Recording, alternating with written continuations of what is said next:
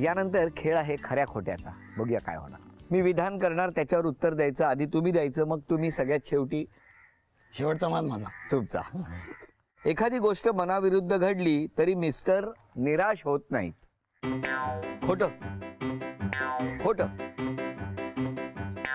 खोटं नाही होत, पण कधी कधी होतात. हो. पुढचं विधान. लग्नानंतर मिस्टर ताईला स्वयंपाक करताना मदत करतील. खरं. खरं.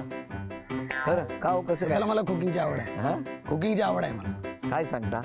आता बॅचलर आहे होती, 12th नंतर इंजिनिअरिंगला बाहेर होतो. तेव्हा कॉलेजला हॉस्टेलला ॲडमिशन घेतलं होतं. हॉस्टेलची मेस काय चांगली नव्हती. कुकिंग स्वतः रूमवर करायचो. काय काय करायचं जेवण? वरण भात, भाजी, काय टेन्शन नाही. पोळी पण आहे. सर्वात चांगलं बनवतात बिर्याणी. ते आता मला कळलं कशी पसंती झाली आहे ती.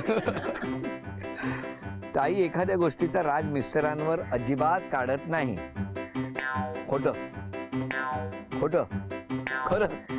म्हणजे नाही राग काढत. काढते राग काढते. काय हो, तुमचं काय म्हणणं आहे? काढते ना. ते का खरं म्हणतात? मला वाटलं तुमची बाजू आत्तापासून घ्यायला लागले की काय.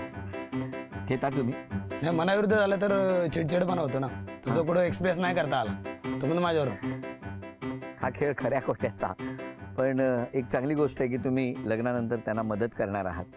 किंबहुना दोघांनी मिळून एकमेकांना मदत करत संसार सुखानं करायचा असतो, त्यालाच तर संसार म्हणतात. तुम्हा दोघांनाही लग्नासाठी शुभेच्छा. आणि झी मराठीकडून हा आहे.